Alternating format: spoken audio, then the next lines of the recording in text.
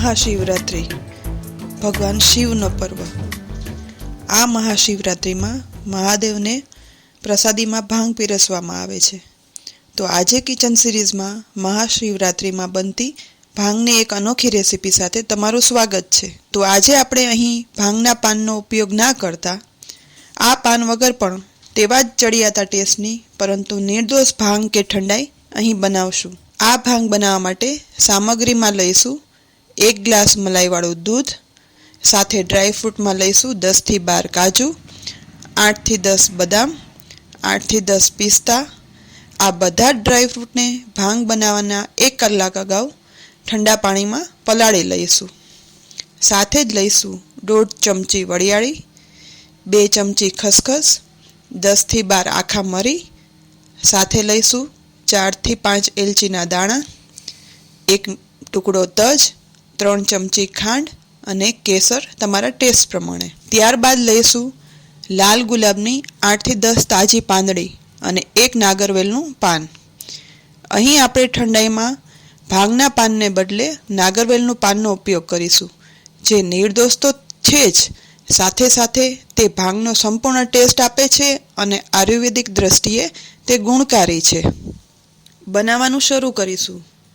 प्रथम गैस पर low flame पर 1 जाड़ा तळियावाळा वासण में दूध गरम करवा राखीशुं।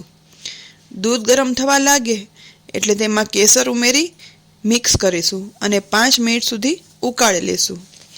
ते दरमियान आपणे मसालामांथी ठंडाई माटेनी पेस्ट बनावी लईशुं। ते माटे मिक्सरना जारमां प्रथम वरियाળી, मरीना दाणा, तजना टुकड़ा, एलचीना दाणा, खसखस उमेरी मिक्सर में पीसी अने झीणो पाउडर बनावी लईशुं।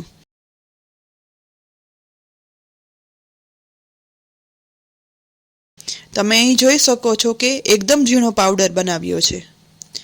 हवे आ पाउडर में पलाळेला पिस्ता, बदाम अने काजू उमेरीशुं अने साथे 4 થી 5 चमची जेटलुं दूध उमेरी आ बधुं ज मिक्सर में पीसी अने थीक पेस्ट बनावी लईशुं।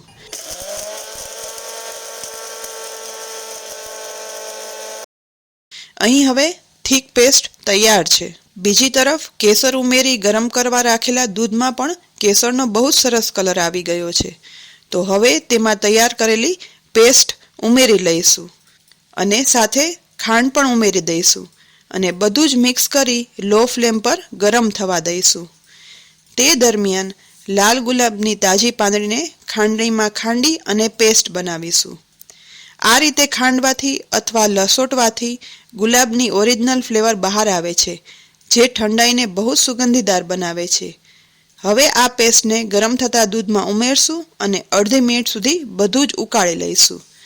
हवे आ दूध ने एक बाउल में काढी लईशुं अने आ बाउल ने पाणीना वासण में राखी अने ठंडू करीशुं। आ मिक्स ठंडू थाय छे ते दरमियान आपणे नागरवेलना पानने लई तेना नाना नाना टुकड़ा करी लईशुं अने खांडणीमां खांडीने अथवा तो लसोटीने तेनी पेस्ट बनावी लईशुं।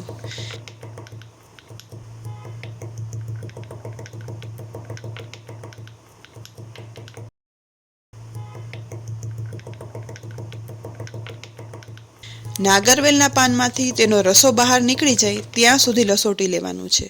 તમે જોઈ શકો છો કે અહીં રસો બહાર આવી ગયો છે। હવે આ રસા સહિત જ नागरवेलना पाननी पेस्ट ठंडा दूध में मिक्स में उमेरवानी छे। ध्यान राखो कि नागरवेलना पाननी पेस्ट गरम दूध में नहीं परंतु ठंडा दूध में उमेरशुं। जो गरम दूध में उमेरशुं तो ते ठंडाईनो टेस्ट बदली नाखे छे, परंतु ठंडा दूध में उमेरवाथी ठंडाईनो टेस्ट तो जाळवी ज राखे छे, साथे साथे तेना ओरिजिनल टेस्ट थी भांगना खामीने पूर्ण करे छे अने एक उत्तम पीणुं बनावे छे। हवे बधुं बराबर मिक्स करी लईशुं। અહીં આપણી ભાંગ તૈયાર છે। હવે તેને અડધી કલાક ફ્રીજમાં ઠંડી કરવા માટે રાખી દઈશું। અડધી કલાક પછી તેને ગ્લાસમાં નાગરવેલના પાનના ટુકડા, ગુલાબની પાંદડી અને પિસ્તાની સ્લાઇસ વડે ગાર્નિશ કરી અને સર્વ કરીશું। તો તૈયાર છે ભાંગના પાનના ઉપયોગ કર્યા વગરની ઉત્તમ સ્વાદની ભાંગ। તો આ શિવરાત્રિમાં ભગવાન શિવને આ ભાંગની પ્રસાદી જરૂરથી અર્પણ કરો અને અમારી આ રેસીપી કેવી લાગી તે કોમેન્ટ બોક્સમાં લખી જણાવો। Wish you a happy Mahashivratri. Thank you.